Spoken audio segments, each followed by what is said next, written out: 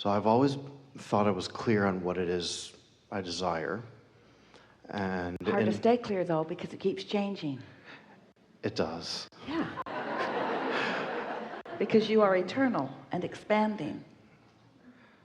Well, I guess the thing is I've extremely successfully created the total opposite of what I desire. Because in order to really know what you do want, often it helps to have clarity about what you don't want. And that's part of the process. So, as Esther's friend says to her, and Esther wants to say to you, suck it up, Buttercup. We're playing with you a little bit because we want you to just chill here. But we want you to understand that that contrast is part of the process, right? The contrast is part of the process. Do you ride a bicycle occasionally? Did you ever ride one? I used to. Did you get right on it and ride right off on it? Sometimes. But the first time, what happened the first time? It wasn't pretty. Really? And so, isn't it sort of kind of the same? Doesn't it take a little while to get your balance? And even though you had an idea of what you wanted, you couldn't go right after it and accomplish it right away, could you? Because there were some things that you had to figure out, like how to find your own balance. And you got better and better and better at it, didn't you? And this is the same. That simplistic analogy applies. It does. This is an important thing. Don't go back and try to relitigate or explain or defend how it's been going or what you've been doing. Just start with where you are now in relationship to what you now want, and try to look a little more solution-oriented or a little more optimistically oriented. Because what we said at the beginning of this gathering was for you. When we said to you that so much of what you want is ready to pop into your mind and into your experience.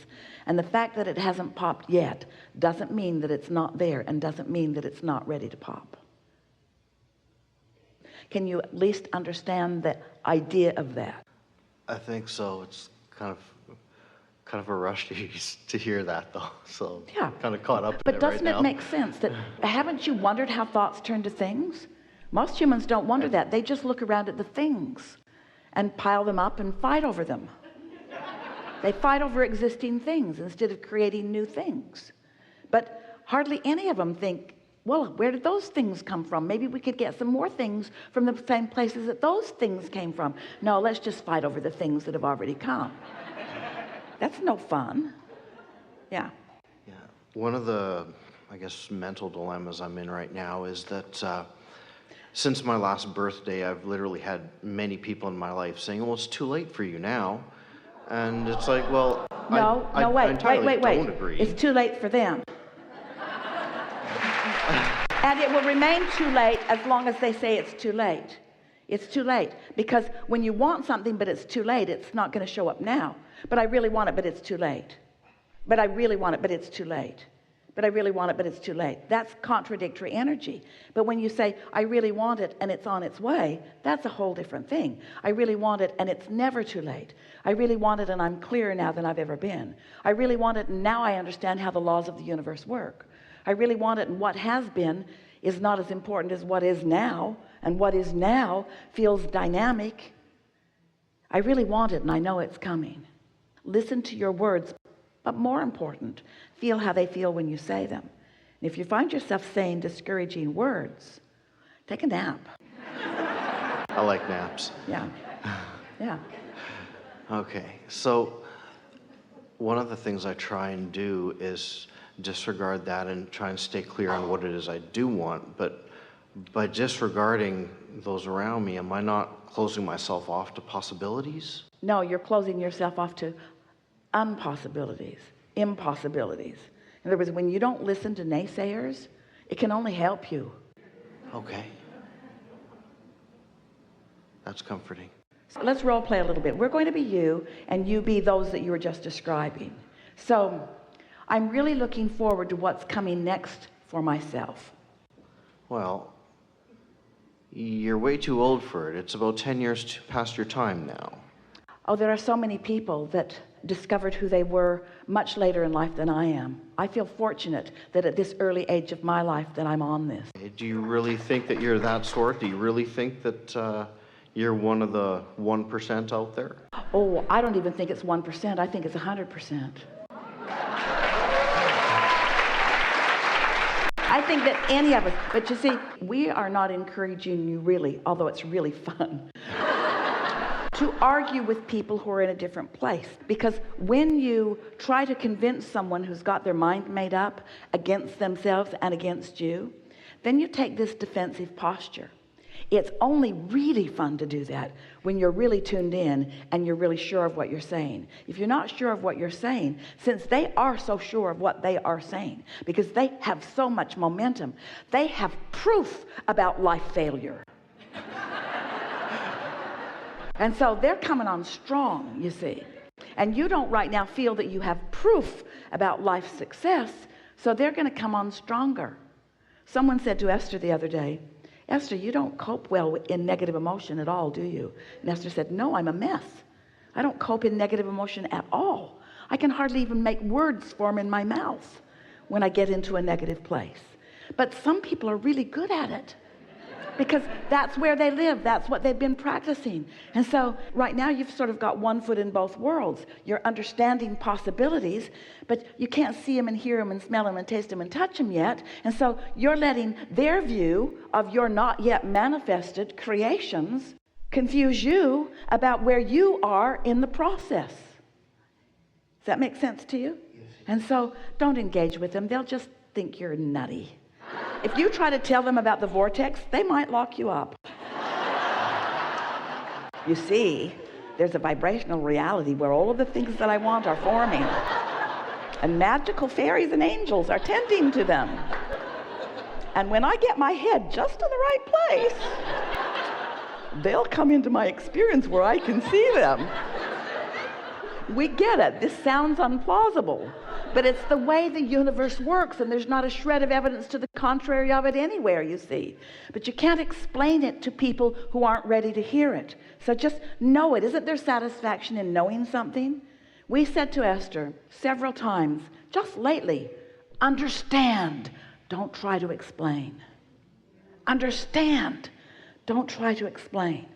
Because when you understand, you stand in your alignment. When you try to explain to somebody who isn't ready to understand, then you get defensive. This is getting very clear now. Yeah. You're wise. Can you feel him? Yeah. Thank you.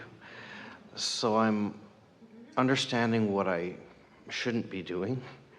I need to... Knowing what you shouldn't be doing and knowing what you should be doing are sort of the same thing. You come to a corner and you say, I think I'll go that way. Well, you didn't go that way. You went that way. But did you fail because you didn't go that way, or did you succeed because you went that way?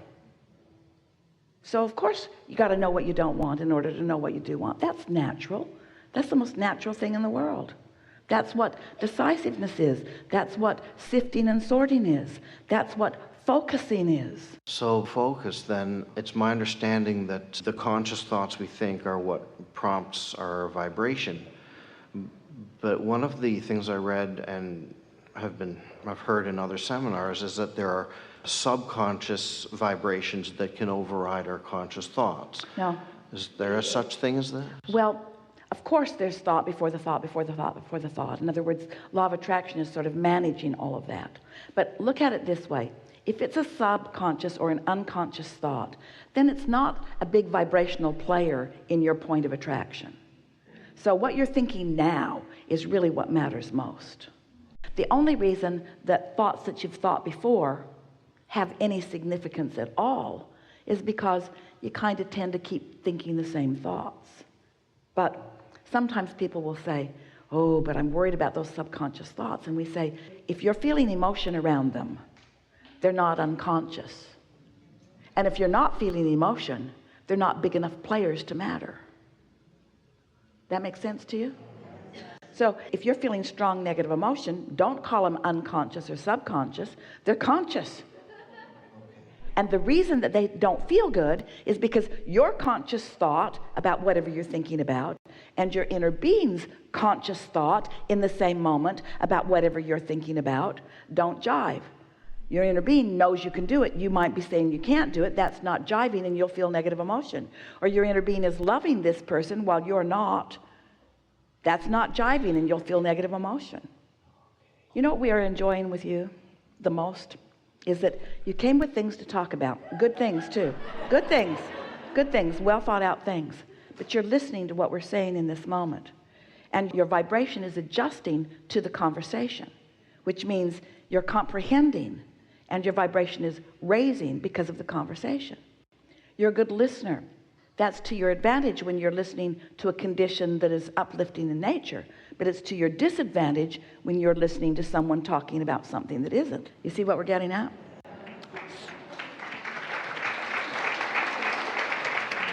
Everyone is that way to a certain extent, but you are a really good focuser. So what that means is you want to get your momentum going ahead of it, which is what segment intending is. If you know that you're going to be interacting with someone and you've had former conversations with them where they have been discouraging to you in nature, then you might want to segment intend not to go where they are, or to be ready for them when you get there, or to guide the subject in directions that you know that you'll be able to hold your own with them a little bit, you see. But don't subject yourself. That would be like getting in your car and turning on your radio. Esther loves music coming through her XM radio, and hearing a song that last time you heard it you didn't like how you felt, but you just keep listening to it thinking that this time maybe you'll feel better. Or listening to someone talking in ways that are very disturbing to you. It would be like eating ground glass and saying to yourself, I should be able to adjust to this. In time, my tongue will toughen up. And we say, that's where that selfishness comes in. In other words, don't subject yourself to things that don't feel good. There's no reason for it. You don't want to toughen up against things that don't feel good. You want to guide yourself toward things that do.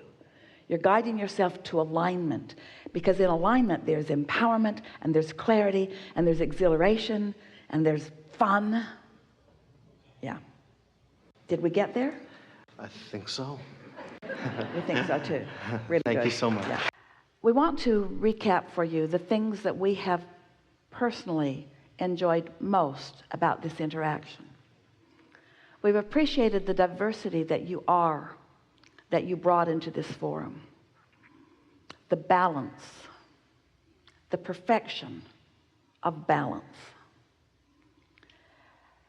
We liked a lot as we began talking to you in those early minutes, your willingness to focus and the easy harmony that we found as the vibration that we were offering resonated so easily with the vibration that is you. That is a credit to your practiced alignment. It's unusual. We want you to know you're part of something that is unusual in this forum. Higher vibration coming in, more resonance moving along, and more movement in your vibration than usual.